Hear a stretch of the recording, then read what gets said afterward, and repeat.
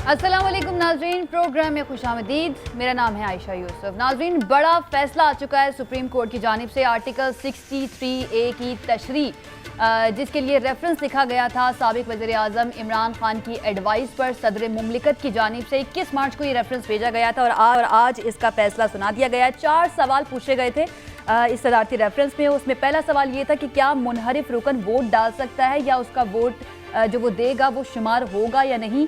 इस पर अदालत ने फैसला दिया कि पार्टी पॉलिसी से इनहराफ करने वाले रुकन का वोट शुमार नहीं होगा, यानी अगर वो वोट डाल भी दे या फिर जिस दिन वोटिंग होगी उस दिन अगर वो गायब रहता है तो उसका वोट शुमार नहीं होगा। दूसरा सवाल था कि इनहराफ करने पर रुकने असम्बली जो है वो मौजूदा मुद्दत के लिए डी सीट होगा या फिर ताहयात नाअहली होगी।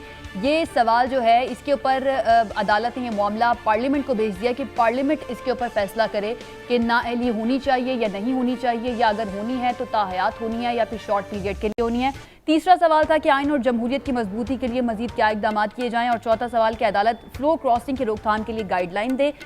ये वो सवाल है जिनके ऊपर अदालत की जानिब से कोई जवाब नहीं दिया गया, कोई राय नहीं दी गई और ये मामला ये रेफरेंस में जो लिखा गया था सवाल, इसको वापस भिजवा दिया गया है। अब सवाल ये है कि क्या ये मामला इतना ही सादा है, क्योंकि इस फैसले के आने के बाद इन द फ्यूचर तो हम ये देख रहे हैं कि एक रेफरेंस मिल जाएगा कि हाँ जो हॉर्स ट्रेडिंग थी उसकी राह में रुकावट जो है अब सामने आ जाएगी कि मुनहरिफ होने वाला रुकन जो है वो 100 दफ़ा सोचेगा मुनहरिफ होने से पहले कि पार्टी पॉलिसी के खिलाफ उसने जाना है या नहीं जाना। लेकिन इस वक्त जो पेचीदा मामलात चल रहे हैं विफाक में भी और पंजाब में भी, उसके लिहाज से इसका असर क्या होगा। विफाक में क्योंकि मुनहरफीन जो थे उन्होंने वोट नहीं डाला था, तो उसके ऊपर क्या विफाकी हुकूमत की पोजीशन में कोई फ़र्क पड़ेगा। लेकिन पंजाब में क्योंकि पाकिस्तान तहरीक इंसाफ के मुनहरफीन जो थे, मुनहरिफ अरकान जो थे, उनकी जानिब से वोट डाला गया था। अब इस फैसले के बाद इलेक्शन कमीशन ऑफ पाकिस्तान क्या फ़ैसला देता है, या फिर इलेक्शन कमीशन ऑफ पाकिस्तान जो है उसको इस फैसले के मुताबिक ही फ़ैसला देना पड़ेगा। क्योंकि अभी फवाद चौधरी साहब का शॉट हमने आपको सुनवाया, वो कह रहे हैं कि सुप्रीम कोर्ट का फ़ैसला बाइंडिंग होता है, ये राय नहीं है। तमाम इदारे जो हैं उनके लिए ज़रूरी है कि इस फैसले के मुताबिक ही जो है वो काम करें और प्रोसीजर्स को फॉलो करें। इसके ऊपर बात करते हैं जी अमजद अली खान नियाजी, रहनुमा तहरीक इंसाफ, आज हमारे साथ मौजूद हैं हमारे पैनल में।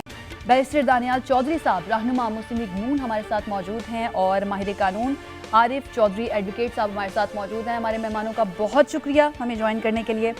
आरिफ साहब, सर आगाज़ में आपसे करती हूँ। सबसे पहले तो ये बताइएगा कि इस फैसले के बाद वफाकी हुकूमत की कानूनी पोजीशन में, पंजाब की हम बाद में बात करेंगे, लेकिन वफाकी हुकूमत की कानूनी पोजीशन में क्या कोई फ़र्क पड़ेगा, क्योंकि वहाँ पर तो मुनहरिफ अरकान ने वोट नहीं डाला था।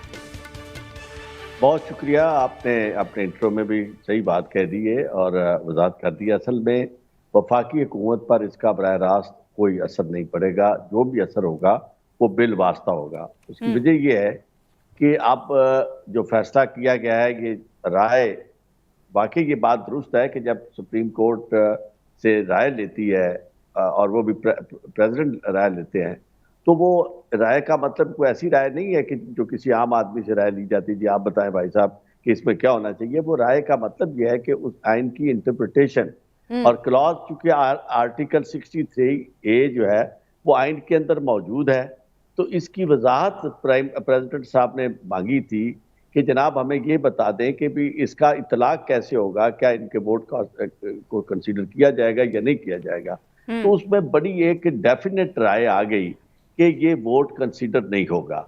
एक बात मैं आपको इस फैसले के बारे में अर्ज कर दूं, इसलिए भी इसकी अहमियत बड़ी है कि पाकिस्तान की तारीख में पहली दफ़ा एक ऐसा फैसला आया, बल्कि दुनिया में ऐसा कभी हुआ नहीं, कि ये जो इख्तलाफी नोट होता है वो इख्तलाफी नोट, हर जज जो है वो सेपरेट नोट, ये ऐसी बात मैं बताने लगा हूँ जो शायद और आपको कोई ना बताया, मैंने उसको इस नुक्ता नज़र से भी देखा है कि जो इख्तलाफी नोट होता है वो जज साहब जो भी इख्तलाफ करते हैं उन्होंने इसमें बल्कि लिखा भी कि जी I will write a separate note, लेकिन उसके बाद दोनों जजेस ने एक ही फैसला लिखा है।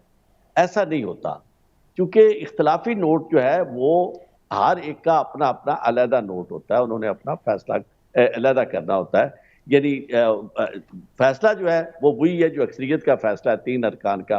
तो अब वो 3 अरकान ने जो फैसला किया उसका इम्पैक्ट आपने पूछा है कि मरकज पे क्या होगा जी। मरकज पे बराह रास्त इसलिए इम्पैक्ट नहीं होगा कि मरकज में उन्होंने जो इस्तेमाल किया है इसको 63A वाले खौफ को वो इस्तेमाल किया है।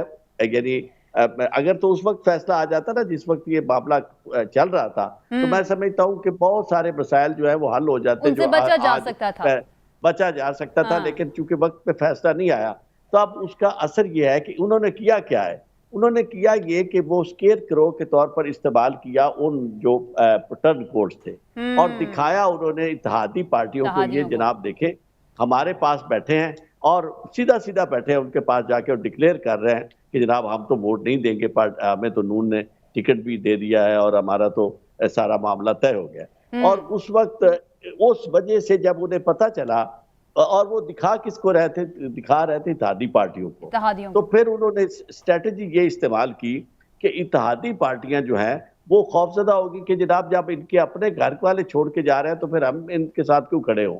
तो उन्होंने साथ जब छोड़ दिया तो उन्होंने पूरी कैलकुलेशन के साथ इत्तेहादियों के वोट डलवा दिए, उनके वोट नहीं आए। तो इस बिल्कुल लिहाज बिल्कुल से सही मैं बात है, और ये ऑन रिकॉर्ड है कि इत्तेहादियों हाँ, ने ये बात कही भी थी कि भाई जब आपके लोग ही आपके साथ नहीं है तो फिर हमें भी तो अपने फ्यूचर का फैसला करना चाहिए, क्योंकि हमारे लिए बेहतर यही है कि हम हुकूमत में रहें। डेफिनेटली आगे मैं बढ़ती हूँ। अमजद नियाजी साहब, थोड़ी मुकम्मल कर लूँ इसे, मैं मुकम्मल जी एक जी जुमला चलें, आगे कर लें, कर लीजिए, अच्छा। कर लीजिए। अच्छा, दूसरी बात यह है कि अब इसका इम्पैक्ट किस पे होगा? इम्पैक्ट होगा सीधा पंजाब के चीफ मिनिस्टर पे, क्योंकि पंजाब के चीफ मिनिस्टर जो हैं वो बराह रास्त अपनी अददी अक्सरियत के एतबार से नहीं जीते, जी। वो जीते हैं इन 26 अरकान की ताकत से। तो ये 26 अरकान जो हैं इनका वोट जब कंसिडर नहीं होगा, मिनहा हो जाएगा, तो फिर देखा जाएगा कि उनकी पोजीशन क्या है। इट सही। Will revert to the original position. Buzdar साहब भी बहाल नहीं होंगे, ये भी लोगों के ज़हन में जो गलतफहमी निकाल दी हाँ, जाए, हाँ। क्योंकि बुजदार साहब का वो अगर इस्तीफा ना माना जाता तो इलेक्शन ना होता।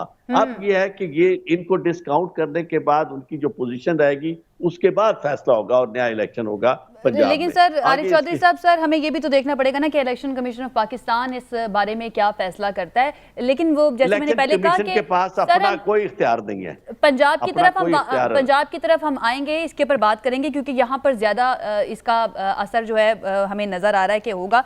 अमजद अली खान नियाजी साहब को भी मैं शामिल गुफ्तगू कर लूँ, हमारे साथ मौजूद है। सर सबसे पहले तो पाकिस्तान तहरीक इंसाफ अब खुश है अदालत के फैसले पर? बिस्मिल्लाहिर्रहमानिर्रहीम। बहुत देर कर दी मेहरबान आते आते। प्रेसिडेंट ऑफ पाकिस्तान ने जो भेजा था रेफरेंस, ये पाकिस्तान की तारीख का 5वां रेफरेंस था, जो बहुत इसका फैसला बहुत लेट आया। जैसे चौधरी साहब ने फरमाया कि अगर इसका फैसला वक्त पे हो जाता तो उसके जो असरात थे वो बिल्कुल डिफरेंट होते। आज उसके असरात बिल्कुल डिफरेंट है। उसके जो आज बिल्कुल इसमें कोई शक नहीं है कि आज पंजाब के अंदर तो मैं समझता हूं कि गवर्नमेंट जो है वो रही नहीं है, पहले भी नहीं थी, क्योंकि धौंस और धांधली के साथ और जबरदस्ती जो है वो तशद्दुद जो आपने देखा अपना प्रोविंशियल असेंबली के अंदर, और उसके जरिए, और आज तक उसके ऊपर पाकिस्तान तहरीक इंसाफ के तहफ़्फ़ुज़ात भी हैं कि ये इलेक्शन बेसिकली हुआ ही नहीं है। तो उसकी रूह से तो हम यही कहते हैं कि हम उस्मान बुज़दार साहब जो है वो चीफ मिनिस्टर होंगे।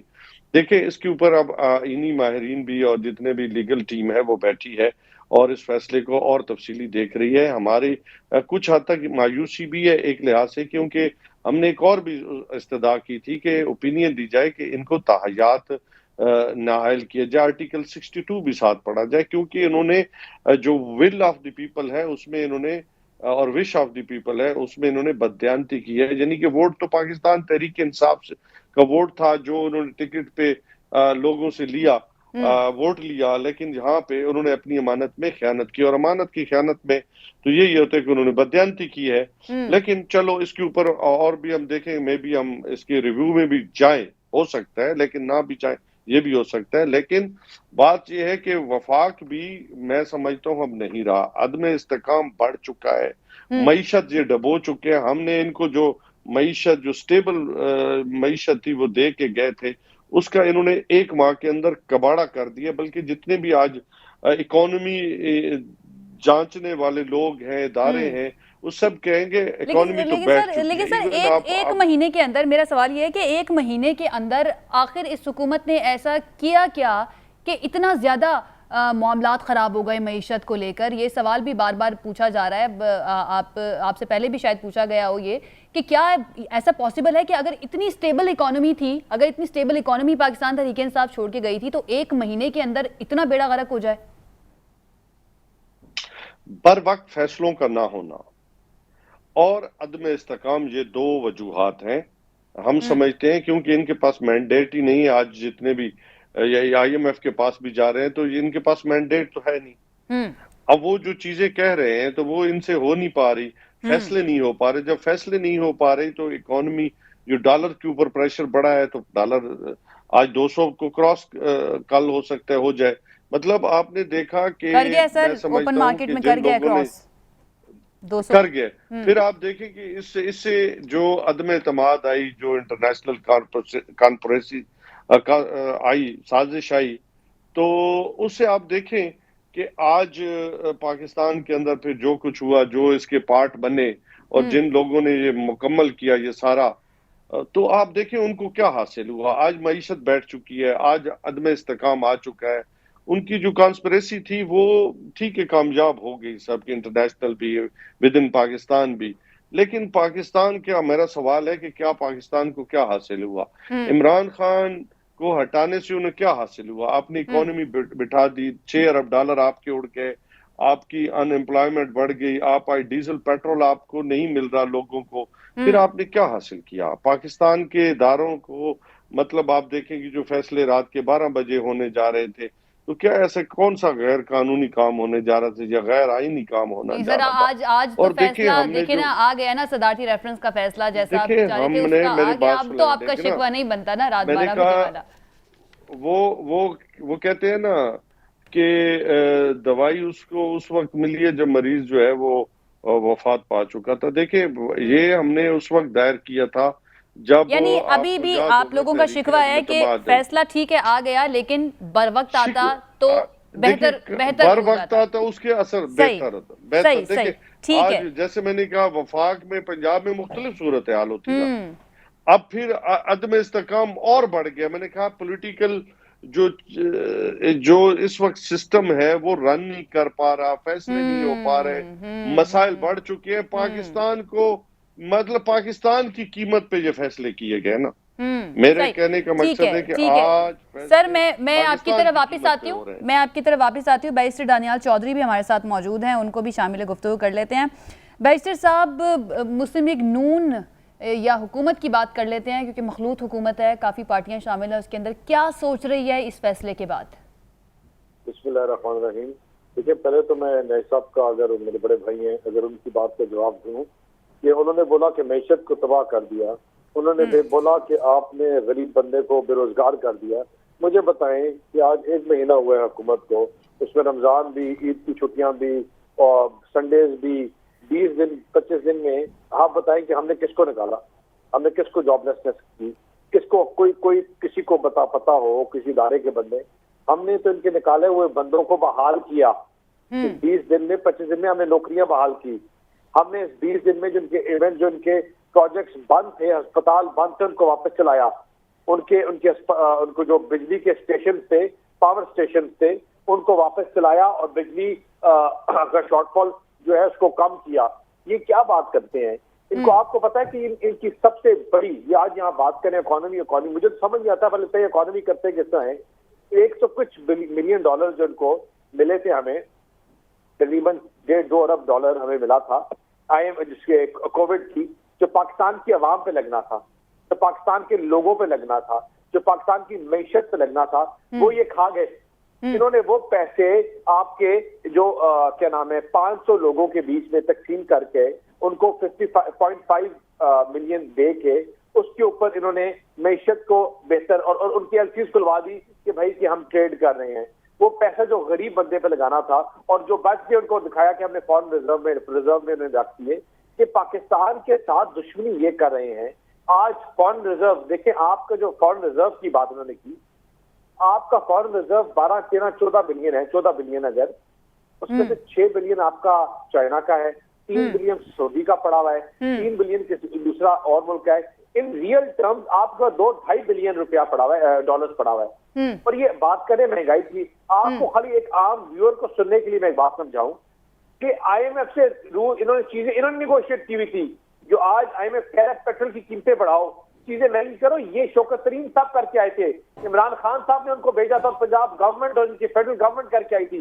$3 बिलियन की खातिर ये अपना मुल्क बेच के आ गए। तो आज जब दानियाल चौधरी साहब, दानियाल चौधरी साहब, आप लोगों को ये सब कुछ पता था, तो फिर आप लोगों को ये मिस एडवेंचर करने की क्या जरूरत थी? ये सारा मलबा अपने ऊपर लेने की क्या जरूरत थी? आदम एतमाद ना लेकर आते, पाकिस्तान तहरीक इंसाफ को ये मुश्किल फैसले करने देते।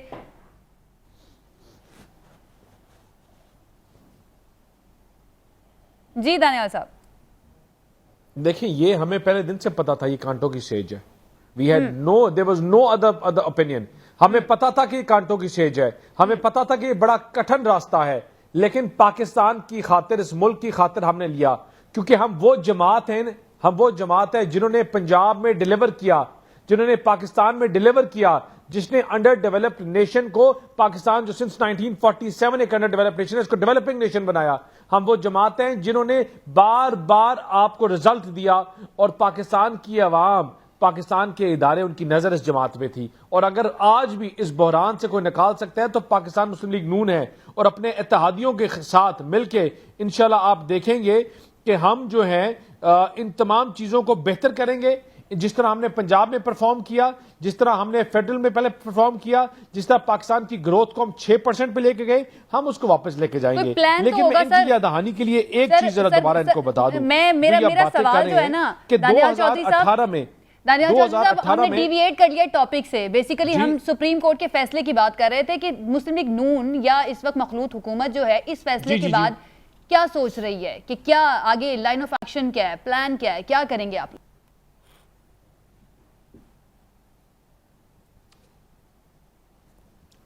देखिए, पहले मैं आपको एक चीज बड़ा क्लियर कर दूं कि हम वो जमात नहीं है जो जलाओ घेराव की बात करें। हम वो जमात नहीं है जो पार्लियामेंट और सुप्रीम कोर्ट के सामने कपड़े लटकाए और सीपैक का जो चाइनीज प्रेसिडेंट का जो विजिट है उसको सैबोटाज करे, सीपैक का सैबोटाज करे, जो पाकिस्तान को आग लगाने की बात करते, और जो 4 साल पहले भी 5 साल कंटेनर के ऊपर थे, और आज पिछले जो 4 साल थे वो भी कंटेनर पे थे। ये सुप्रीम कोर्ट की राय है। सुप्रीम कोर्ट ने अपनी राय दी। 3 जजेस ने कहा कि एक राय थी, 2 की वो राय, दूसरी राय थी, और 2 की वो राय थी जो हमारी राय है। ये अब इलेक्शन कमीशन डिसाइड करे, जो फैसला करेगा हमारी सर आंखों पे। हम तो ये जमात है ही नहीं जो जलाओ गिराओ की बात करे भाई। लेकिन हमारा मॉरल स्टैंडिंग ये है कि उन लोगों को जिन्होंने हमें वोट दिया है, उनको पता था कि शायद ये फैसला आ जाए, उनको पता था, लेकिन उन्होंने पाकिस्तान की खातिर इन गद्दारों के साथ नहीं खड़े हुए। वो पाकिस्तान की खातिर उन्होंने कहा कि मुल्क दुश्मन है, जिन्होंने कश्मीर को बेच दिया, जिन्होंने झूठे वादे किए। आज उनको तो सर फौरी तौर पर रिजाइन करना चाहिए था दानियाल चौधरी साहब। और जो यूनिवर्सिटी उनको रिजाइन करना चाहिए था। अगर ये मुल्क दुश्मनी कर रहे थे, अगर उनका ताल्लुक एक ऐसी जमात से था जो मुल्क दुश्मनी कर रही है, आपको नहीं लगता कि उन्हें रिजाइन करना चाहिए था फौरी तौर पर? अपनी सीट छोड़ देनी चाहिए थी, पार्टी छोड़ देनी चाहिए थी?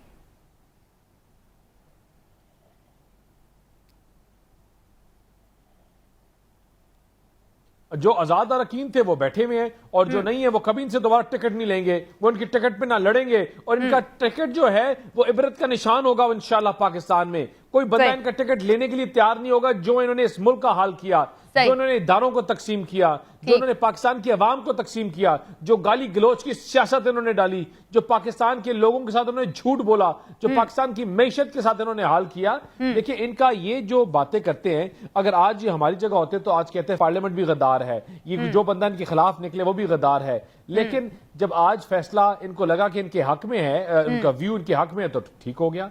और साथ उन्होंने क्या कहा कि जब बंदा मार गया तो फिर दवाई दे दी। ये वाकई मरी हुई जमात है, इनको टीके लगाते रहे खड़ा करने के लिए, लेकिन इन्होंने पाकिस्तान का जो हाल किया वो आज तक पाकिस्तान की हिस्ट्री में कोई नहीं कर सका। ठीक है। पाकिस्तान में महंगाई लेके आए। हमारे साथ आरिफ चौधरी साहब भी मौजूद है। बैसी साहब हमारे साथ आरिफ चौधरी साहब भी मौजूद है। क्या किया उनसे पूछे कि महंगाई की शरह किधर है। मुझे उनसे भी कमेंट लेने देना, मुझे उनसे भी कमेंट लेने दे। आरिफ चौधरी साहब, आपने सुना बैरिस्टर दानियाल साहब की बात। वो ये कह रहे हैं कि ये सुप्रीम कोर्ट की राय है, ये कोई बाइंडिंग नहीं है कि इलेक्शन कमीशन को इसके मुताबिक ही फैसला करना पड़ेगा। तो आप की राय मेरे ख्याल से इससे थोड़ी मुख्तलिफ है कि इलेक्शन कमीशन को वही फैसला करना पड़ेगा जो सुप्रीम कोर्ट कह रही है। देखिए, मैं आपको एक अर्ज करूं कि इलेक्शन कमीशन के पास अपना कोई इख्तियार नहीं है। किसी भी इदारे के पास यानी इख्तियार इंडिपेंडेंट अगर है तो या वो पार्लियामेंट है और जो उसका प्राइम मिनिस्टर है, और प्राइम मिनिस्टर जो है वो एडवाइस देता है प्रेसिडेंट को, और प्रेसिडेंट साहब जो है वो एक किसी ऐसे मामले में अगर पूछते हैं, राय लेते हैं सुप्रीम कोर्ट से, तो सुप्रीम कोर्ट की वो राय आम आदमी की राय नहीं है कि जी अच्छा आपने मशवरा दे दिया, हम इसे माने या ना माने, वो बाइंडिंग है, इसमें कोई शक नहीं है, क्योंकि आइन की जो वजाहत सुप्रीम कोर्ट करेगी वही तस्लीम की जाएगी कि आइन जो है इसे ऐसे ही होना चाहिए। अब मामला क्या है, जो इसकी कानूनी बात है, वो तो जाहिर है कि उनका अपना पॉलिटिकल एक मौकफ है, और वो टर्न कोर्ट्स को भी सब ये सपोर्ट करेंगे, और बाकी लोगों को, क्योंकि आज इनके लिए है, कल किसी और के जब इनके ऊपर पड़ेगी तो फिर इन्हें वो बहुत बुरे लगेंगे कि वो उनकी वजह से स्टेबिलिटी नहीं रह रही, वो अपनी वफादारियां बेच रहे हैं। आज वो मुहिब्बे वतन है, बहुत प्यारे लग रहे हैं। बात मेरा तो ये मसला नहीं है कि प्यारे हैं, यानी मैं तो सिर्फ एक कानूनी और आईनी बात करूंगा। आइन की कोई प्रोविजन आशा इस तरह की नहीं होती कि जो इफेक्टिव ना हो, जिस पे अमल दरामद ना किया जा सके, या अमल दरामद के नाम पर वो अमल दरामद हो भी और वो बेअसर है, ऐसा नहीं हो सकता। अब आर्टिकल 63A जब बड़ी वजाहत की बात है जो मैं अर्ज करने लगा हूं, इंपॉर्टेंट है। 63A जो है वो आइन में मौजूद है, और ये किस लिए थी और किस लिए है, इसका मकसद सिर्फ ये था कि पाकिस्तान के आइन ने ये तहफ़्फ़ुज़ दे दिया था यानी उस कॉन्स्टिट्यूशनली इलेक्टेड गवर्नमेंट को कि वो 5 साल का मैंडेट अगर लेके आई है तो 5 साल का मैंडेट जो है उसका वो चलता रहे, ताकि ता वक्ते की ये जो कहते हैं ना 95 की इसलिए है, उस वजह से कि अगर खुदा न खास्ता कोई ऐसी सूरत हाल आ जाती है कि जिसमें पाकिस्तान का वजीर आजम मुल्क के मफाद कोई फैसले के खिलाफ फैसले करता है, या वो पाकिस्तान के बीच ऐसी बात आती है जो मुल्क दुश्मनी की बात आती है, तो फिर वो बात एक और है कि जिसमें वो वोट ऑफ नो कॉन्फिडेंस वाली प्रोविजन और वो सारी चीजें बिल्कुल और आती हैं। लेकिन बुनियादी तौर पर ये मकसद था कि स्टेबिलिटी आए। अब अगर ये कि आप मौका दे दें उन लोगों को कि जनाब वो जाके अपनी गवर्नमेंट के खिलाफ वोट कास्ट प्राइम मिनिस्टर के कर दें, और उसके बाद फिर ये होकर देखा जाएगा कि मर्जी है उसकी अपना इलेक्शन कमीशन की कि वो इस बात को तस्लीम करता है या वो अपने तौर पर आरिफ चौधरी साहब, आसान अल्फाज में समझाने के लिए मुझे भी और आवाम को भी कि इलेक्शन कमीशन ऑफ पाकिस्तान जो है अब उसको इस फैसले की रोशनी में ही फैसला करना पड़ेगा। ऐसा नहीं हो सकता कि इलेक्शन कमीशन किसी तकनीकी चीज़ को बुनियाद बनाकर इससे डिफर कर जाए इस फैसले से, या कोई और फैसला दे दे।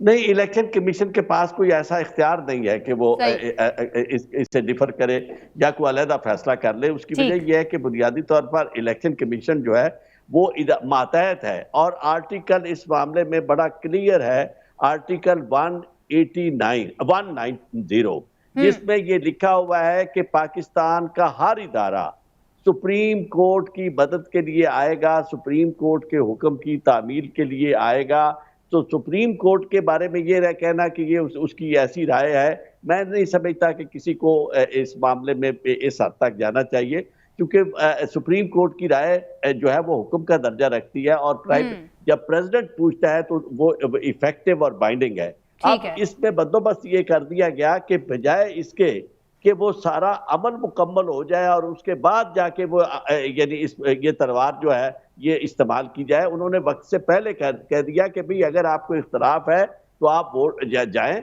जाके अपना कहें कि जी अब जिस तरह आप फरमा रही थी कि भाई बेहतरीन तरीका यह है कि अगर इख्तलाफ है आप पार्टी की पॉलिसी के साथ कहें कि जनाब मैं इस्तीफा देता हूँ और मैं अपना अलहदा जाके इलेक्शन लड़ूंगा या जो भी मैं करूंगा। लेकिन इस तरह की एक और चीज़ क्लियर कर दीजिएगा कि अब पंजाब में दोबारा से इलेक्शन होगा वज़ीर आला पंजाब के लिए, क्योंकि अभी आप अमजद न्याजी साहब को सुन रहे थे, वो कहते हैं कि उस्मान बुज़दार साहब जो हैं वही वज़ीर आला रहेंगे, लेकिन आप इस चीज़ से इख्तलाफ करते हैं कि वो अब वज़ीर आला नहीं होंगे बल्कि दोबारा से इंतखाब होगा।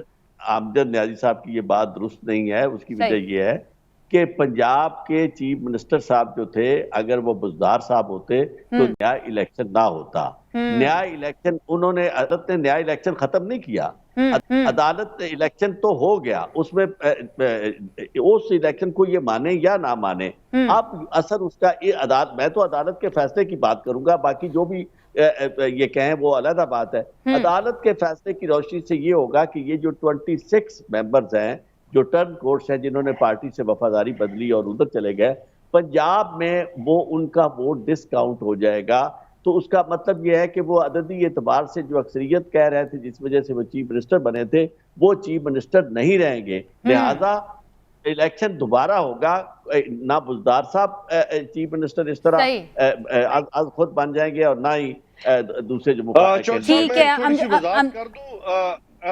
मैं थोड़ी सी वजाहत जी नियाज़ी साहब, उनकी एक जो मैं आपको देखिए, पाकिस्तान तहरीक इंसाफ ने जो इंट्रा पार्टी अपना इंट्रा कोर्ट में जो अपील की है, उन्होंने वजाहत की है और उसके ऊपर एडवोकेट जनरल ने भी अपनी इस्तदा दाखिल की है कि जो चीफ मिनिस्टर का ऑफिस था वो खाली ही नहीं था, और सेकेंडली जो इस्तीफा था वो गैर आईनी तौर पे जो है वो मंजूर किया गया।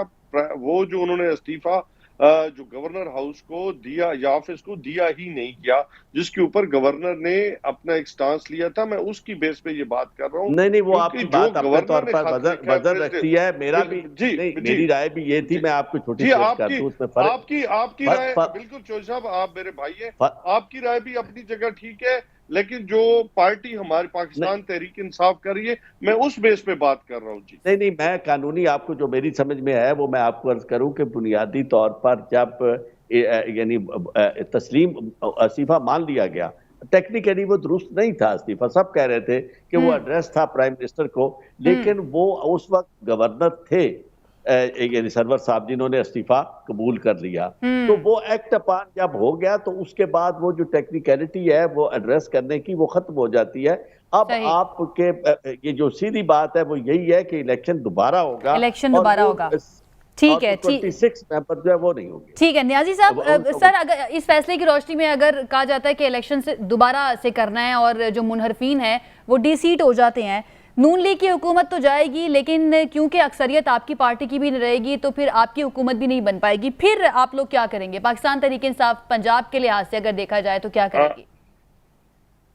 देखिए, इस जो बेसिकली जो जरूरत है, जो आइन कानून और रूल्स कहते हैं उसके मुताबिक 186 चाहिए। 186 बिल्कुल हमें पता है जी, जो हमारे लोटे हैं वो भाग गए, वो 25 जो है वो डी-सीट हो जाएंगे, तो हमारे फिर भी 176 है और नून लीग के पास अभी भी 172 है। तो अदीदी चूंकि वो सेकंड उसमें जब उसमें जाएगा, सेकंड राउंड में इलेक्शन होते हैं तो सेकंड राउंड में तो ऑटोमेटिकली चीफ मिनिस्टर तो फिर भी तहरीक इंसाफ का बनेगा और बनना भी चाहिए, क्योंकि हम आज भी कहते हैं, कल भी कहते थे कि अक्सरियत को अकलियत में बदला गया, बजोरे बदमाशी कह ले, डंडा कह ले, जो भी कहे, या जो भी गैर आईनी तरीका इस्तेमाल किया गया। और जो हलफ हुआ इवन चीफ मिनिस्टर का, वो भी आईनी नहीं था। वो मैं आज भी उस पर कायम हूं कि अदालत का जो आर्डर था वो जुडिशियल मार्शल लॉ था, और जिसने मतलब देखिए हलफ उठाना था, गवर्नर ने उठवाना था।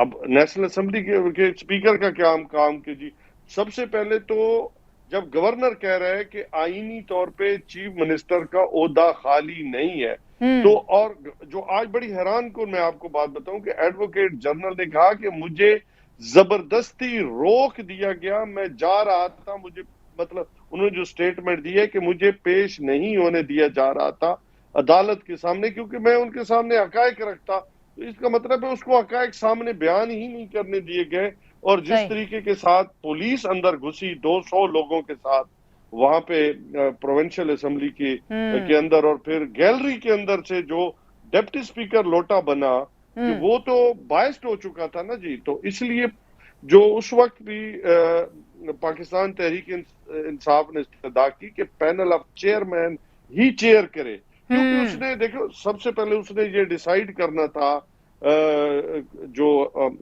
डिप्टी स्पीकर ने कि ये जो 25 वोट है ये आईनी तौर पे डल सकते हैं या नहीं डल सकते। ये बुनियादी उसकी जिम्मेदारी थी, जिसके ऊपर आज सुप्रीम कोर्ट ने फैसला दिया है।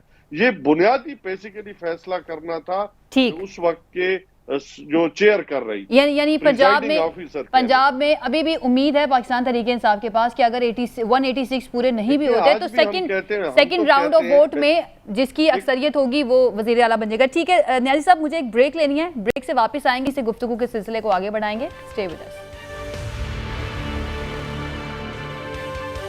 जी नाज़रीन, ब्रेक के बाद खुशामदीद। दानियाल चौधरी साहब, सर राना सनाउल्लाह साहब ने ये कहा कि ये जो मुश्किल फैसले अब करने पड़ रहे हैं हुकूमत को, इसकी जिम्मेदारी सिर्फ नून लीग नहीं लेगी बल्कि तमाम इत्तेहादी जमातों को इसकी जिम्मेदारी जो है वो लेनी पड़ेगी। और अभी तक कोई फैसला हुआ भी नहीं है। लेकिन जो तनकीद ज़्यादातर हम देख रहे हैं इस महंगाई की, या इस वक्त जो भी मुश्किल फैसले नहीं ले पा रही है वो हुकूमत, वो नून लीग पर हो रही है। आज इमरान खान ने भी बल्कि ये बात कर ली कि पीपल्स पार्टी ने फंसा दिया है नून लीग को। तो क्या नून लीग के अंदर भी कोई ऐसी सोच पाई जाती है कि पीपल्स पार्टी जो है वो एक साइड पर हो गई है और सारी जो तनकीद हो रही है वो नून लीग पर हो रही है?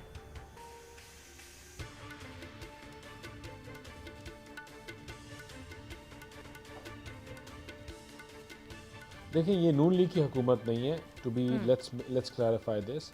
ये तमाम अपोजिशन की हुकूमत है और ये हुकूमत ने, अब तमाम अपोजिशन ने इकट्ठे होकर ये हुकूमत बनाई है। और तमाम अपोजिशन ये जानती भी थी कि अगर हम 4-5 महीने इंतज़ार करें तो इनको उठा के हम बाहर फेंक सकते हैं। लेकिन किस मुल्क की ज़रूरत थी, नज़रिया ज़रूरत के मुताबिक इस मुल्क को उस पॉइंट पे लेके छोड़ दिया गया था जहां से अगर अभी इस पॉइंट पे अगर ना हम उसको उठाते, बेहतर ना करते, तो we would have reached a point of no return. यहाँ आपके जो ताल्लुकात थे अपने हमसायों के साथ वो ख़त्म हो गए थे। सी पैक 4 साल में बंद हो गया था। आपके साथ कोई फॉरेन डिप्लोमेसी बात करने के लिए तैयार नहीं थी। आपके साथ even though China was not willing to invest and start working with you. तो ये जो इस्तेकाम था, जो चीज़ों को बेहतर करने की चीज़ थी, ये उम्मीद और वो सिर्फ अपोजिशन इकट्ठे होकर कर सकती थी। और आज अगर अपोजिशन इकट्ठी है तो सिर्फ इसलिए है कि इनसे पूछा जाए जो 4 साल में इन लोगों से झूठे वादे किए, जिन्होंने 800 और 8,000 अरब जो इन्होंने जमा करने थे वो किधर हैं? जो इन्होंने करोड़ों रुपया, करोड़ों डॉलर्स बाहर से लेके आने थे वो किधर हैं? इनकी जो फॉरेन फंडिंग में पैसे हैं जिसके पीछे छुप रहे हैं और 7 साल से स्टे ऑर्डर के पीछे हैं, वो किसके दर हकीकत में पैसे हैं? दानियाल चौधरी साहब, आपकी हुकूमत की प्रायोरिटी क्या है? तक लेके जाना प्रायोरिटी क्या है? पाकिस्तान तरीके इंसाफ से ये सवालात पूछना या फिर पाकिस्तान के जो हालात हैं उनको ठीक करना? आप लोगों की प्रायोरिटी क्या है? तरजीह में क्या चीज है आप लोगों की? जी दानियाल साहब। हमारी प्रायोरिटी है, हमारी कि आपको आटा 50 रुपए का, चीनी 50 रुपए की थे, आप 150 किसके लिए लेके गए? किसने वो पैसे कमाए? जो था आटे का, और आप 1250 और 1300 रुपए लेके गए, ये आप किसके एजेंडे पे काम कर रहे थे? हमारा काम है इनसे पूछना कि कश्मीर के साथ जो आपने किया कि इंडिया ने उसका पूरा स्टेटस बदल दिया, लेकिन आपके मुंह से एक आवाज ना निकली सिवाय वो आपने एक आवर वॉच लगा दी सरीना के सामने। ये किस काम कर रहे थे कि गरीब बेरोजगार कर दिया? ये किसके एजेंडे के ऊपर काम करते? 5 million 20 million people fail below the poverty line. Who were you working for? आपने 5 मिलियन लोगों को दानियाल चौधरी साहब, आप अपने सियासी मुखालिफिन पर तनकीद कीजिए, आपका हक है। आपकी अपनी गवर्नेंस क्या है? आप ये मुश्किल फैसले अभी तक क्यों नहीं ले पा रहे? अपनी गवर्नेंस के ऊपर आपने कैसे ठीक करना है, क्या प्लान है, उसके ऊपर भी जरा बात कर लीजिए ना कि कैसे करना है ये सब कुछ। Clear on it. We are together on one point agenda, and that is to fix the economy. कि मैशत को बेहतर करना, IMF से चीजें रीनेगोशिएट करना, गरीब बंदे तक महंगाई की जो जितना शरह बढ़ी है उसको कंट्रोल करना, और इंशाल्लाह in coming months we will fix all of those problems. Pakistan Muslim League Noon खाली वो जमात है जो, और ये अपनी अपोजिशन इत्तेहादियों के साथ मिलके कि हम अवाम के साथ मिलके इंशाल्लाह उनके मसाइल, उनके मसले हल करेंगे। यहाँ जो महंगाई हो रही है दिन ब दिन, यहाँ 21-22% जो इन्फ्लेशन हो रही है, ट्रिपल रेट आटा चला गया, चीनी चली गई ट्रिपल रेट्स के ऊपर, इंशाल्लाह इनको खत्म करेंगे, इनको कम करेंगे। ठीक है दानियाल साहब, एक बात बता दीजिए, उसके बाद मैं आगे बढ़ूंगी। अर्ली इलेक्शन पर क्या कोई इख्तिलाफ पाया जाता है? मखलूत हुकूमत जो है या फिर मुस्लिम लीग नून के अंदर अर्ली इलेक्शन को लेकर कोई इख्तिलाफ पाया जाता है? There is no divide on it, not at all. हमारा देखिए, आप हमारा एजेंडा हुकूमत का मुहियत पूरी करना नहीं है। हम किसके लिए आए हैं? You need to understand that. हम आए हैं इस मुल्क की मैशत को सीधे राह के ऊपर डालना, उसकी सिमत सीधी करना। जो पाकिस्तान के साथ भी इन्होंने पिछले 3 अरब में पूरे मुल्क को गिरफ्ती लगा के थे, उन चीजों को रीनिगोशिएट करना, पाकिस्तान को एक सही सिमत में डालना और अपने इलेक्शन और जो इस्लाहात की जरूरत है इलेक्शन से पहले, इलेक्शन कमीशन को ठीक है, इस पॉइंट के ऊपर ये तमाम जमातें जो है मुत्तहिद है। ठीक है दयाल चौधरी साहब। न्याजी साहब, सर ये वैसे तो कहा जा रहा है कि अगले 48 घंटे बड़े अहम हैं, असम्बली भी डिसॉल्व हो सकती है, नए इलेक्शन का ऐलान भी हो सकता है, लेकिन अगर हम इंडिविजुअली ये जो रहनुमा इस वक्त हुकूमत में शामिल उनकी बातें सुने तो वो कहते हैं कि भाई कोई इख्तिलाफ नहीं है और इलेक्शन जो है वो वक्त पर ही होगा और जल्दी नहीं होगा जब तक हम इंतखाबी इस्लाहात नहीं कर लेते या मईशत को ठीक नहीं कर लेते। 2 दिन के बाद 3 दिन के बाद इमरान खान साहब ने लॉन्ग मार्च का ऐलान भी करना है, तो सर ये फिर वहाँ पर जाकर धरने में तब्दील हो जाएगा अगर इंतखाबात का ऐलान नहीं किया जाता है जल्द अज जल्द, क्योंकि मुतालबा तो यही है पाकिस्तान तहरीक इंसाफ का कि अर्ली इलेक्शन हो, जल्द इलेक्शन। जब प्राइम मिनिस्टर अपनी काबीना के साथ लंदन में बैठे रहे हफ्ता और वहां पे भी फैसले ना हो सके, फिर वापस भी आए और इत्तेहादी जो जितने भी हैं इम्पोर्टेड गवर्नमेंट के वो भी फैसला साजी ना कर सके मईशत के बारे में, तो एक तो मईशत जो है वो डे बाय डे जो मैंने कहा डिक्लाइन 90 डिग्री पे जा रही है, साथ साथ उसके क्या आ रहा है कि क्राइसिस बढ़ रहा है। और मैं समझता हूं कि अगर ऐसे ही इन्होंने अपने मुल्क को चलाया और हमारे मुल्क के साथ तो ये श्रीलंका वाला हाल होने जा रहा है, अगर इन्होंने बदकिस्मती से देखिए, हम इस पाकिस्तान के स्टेक होल्डर हैं और मैं समझता हूं कि हम सबको दुख है कि ये जो क्राइसिस है इनकी नाअहलियों नालायकियों की वजह से और फैसले साजी न होने की वजह से डे बाय डे जो हो रहा है ये खौफनाक नताइज देगा। और दूसरा आपका ये कहना कि जो हमारा मार्च है, मार्च एक सॉफ्ट इनकलाब होगा, हम खूनी इनकलाब की तरफ नहीं जा रहे, हम पुरअमन एहतजाज के तौर पे सामने आएंगे और ये एक ऐसी तादाद आएगी जिसमें हम समझते हैं कि एक समंदर होगा जिसको रोकना इस इम्पोर्टेड गवर्नमेंट के बस की बात नहीं है। ये 12 घंटे भी नहीं निकाल सकते उस इनकलाब। न्याजी साहब, आपके अपनी जमात के रहनुमा ये कह चुके हैं और ये सबको ही पता है कि पाकिस्तान की तारीख का सबसे लंबा धरना जो है 126 दिन का वो पाकिस्तान तहरीक इंसाफ ने दिया और आपकी अपनी जमात के लोग ये कहते हैं कि हमने धरने दिए हुए हैं, धरनों से हुकूमतें नहीं जाती, अगर ऑपोजिशन ने धरना देना है तो दे दे, हम कंटेनर फराहम करेंगे। जब आप लोग ये खुद मानते हैं कि धरने देने से, मार्च करने से हुकूमत नहीं जाती, तो फिर इस लॉन्ग मार्च का मकसद क्या होगा अगर इसके बाद भी जल्द इलेक्शन का ऐलान नहीं किया जाता है तो? देखिए, उस वक्त के हालात और इस वक्त के हालात में बहुत फर्क है। इस वक्त पूरी कौम उठ खड़ी हुई है। आपने देखा होगा कि जब बनी गाला से इमरान खान साहब ने कौम को कहा कि आप बाहर निकले एहतजाज के तौर पे, तो 2 करोड़ लोग रोड्स पे आए। उसके बाद आप देखें कि आज तक इम्पोर्टेड गवर्नमेंट के अगेंस्ट जो हैशटैग है, तकरीबन 13 से 14 करोड़ लोगों ने ट्वीट्स की हैं, यानी कि इंडोर्स किया है कि लोग वो अवाम जो है वो क्या चाह रही है, अगर ये किसी की समझ में ना आए तो। और फिर आप देखें कि जिस जगह भी इमरान खान साहब जा रहे हैं पूरे पाकिस्तान के अंदर, तो ग्राउंड छोटी पड़ जाती है, लोग उससे 6 गुना बाहर रह जाते हैं। ग्राउंड्स के अंदर लाखों की तादाद एक अलग होती है, लेकिन बाहर भी लाखों से ज्यादा लोग होते हैं और उनका जो जोश जज्ब आप देखें कि जितने भी हमारे इंटेलेक्चुअल्स हैं, जितने भी हमारे वो पिसा हुआ तबका है, चाहे वो कोई माजूर है, स्पेशल है, टीचर्स हैं, पूरी यानी कि पूरी पाकिस्तानी कौम जो है वो एक जगजान हो चुकी है। अगर किसी की, मैं समझता हूँ कि आंखें अगर उसने और दिल बंद कर लिए हैं उन हकायक को देखने से, तो तकदीर नहीं बदल सकती ना। तकदीर इंशाल्लाह ताला बदलेगी, क्योंकि पाकिस्तानी अवाम बदलने का तहैया कर बैठे हैं। ठीक है, वो समझ आप जो जज्बा मैं देख रहा हूँ ना पाकिस्तान आने के लिए, आप ये समझते हैं कि 2014 से हालात काफी ज्यादा मुख्तलिफ हैं और इस धरने का आउटकम भी डिफरेंट आएगा। आप लोगों को ये उम्मीद है? ठीक हो गया, ठीक हो गया, ठीक है। आरिफ चौधरी साहब, ठीक है, आरिफ चौधरी साहब, इंडिपेंडेंटली आप क्या समझते हैं या क्या आपको नजर आ रहा है सुप्रीम कोर्ट का ये जो फैसला है, इसके बाद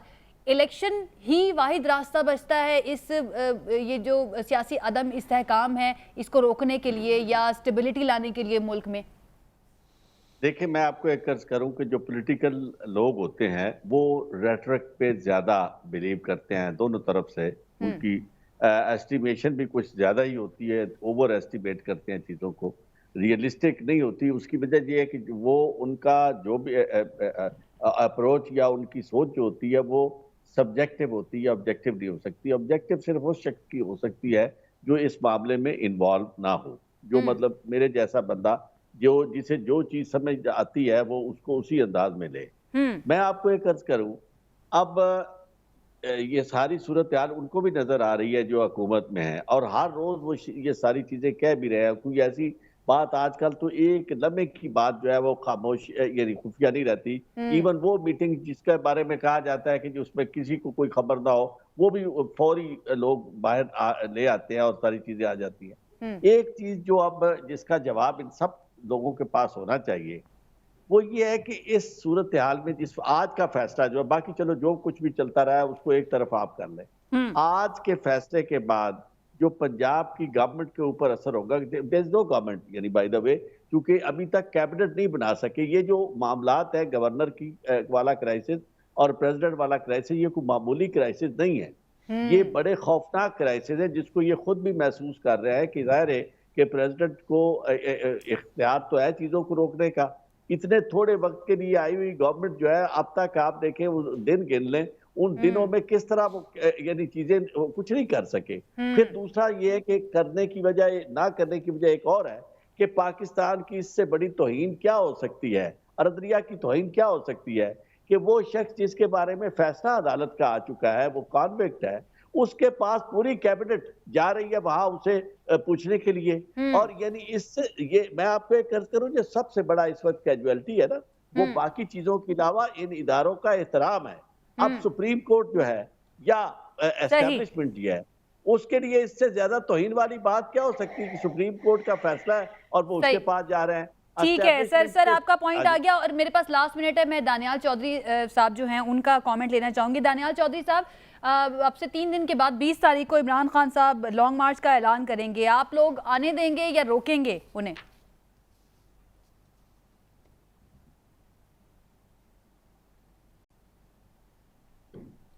देखिए, मैं आपको पहले एक चीज़ को क्लियर कर लूँ, ये माशाल्लाह इतने लर्नड वकील हैं और ये ऐसी बात जब करते हैं कि गवर्नमेंट नहीं है और ये नहीं है पंजाब में, मैं खाली एक चीज़ खाली कह दूं कि देखें, हमारी ये सुप्रीम कोर्ट का व्यू है, ठीक है, सुप्रीम कोर्ट की जजमेंट नहीं है, और सुप्रीम कोर्ट की जजमेंट हमारी सर आंखों पे है। हमने पहले भी जजमेंट्स मानी, जब हम वो जमात नहीं है, मैं दोबारा क्लियर करूं, कि जिनको धक्के दे के आपके सिक्योरिटी वैन और प्रेजेंस की गाड़ियां बुलवा के सुप्रीम कोर्ट ने बाहर निकाला, हम वो जमात है जो ऑनरेबली रिजाइन करके जब कहा गया तो ऑनरेबली छोड़ के चले गए और उससे एक दिन भी और एक घंटा भी फालतू नहीं बैठे, और आगे भी किसी को समझ ऐसी बात लगेगी तो ऐसा ही करेंगे।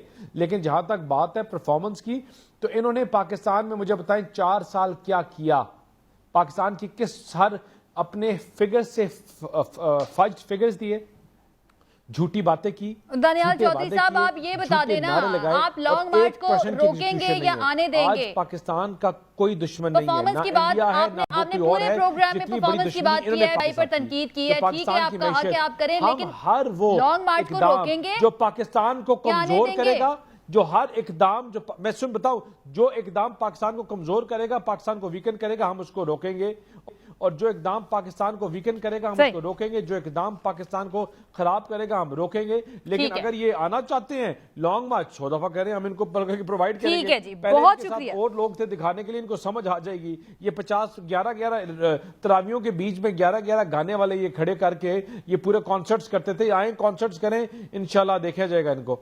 चलें, उसके लिए थोड़ा सा इंतजार पड़ेगा। बहुत शुक्रिया जी हमारे मेहमानों का हमें ज्वाइन करने के लिए। वक्त हमारे पास खत्म हो गया है, कल एक मरतबा फिर से हाजिर होंगे। अपना ख्याल रखिए, इजाजत दीजिए, अल्लाह हाफ़िज़।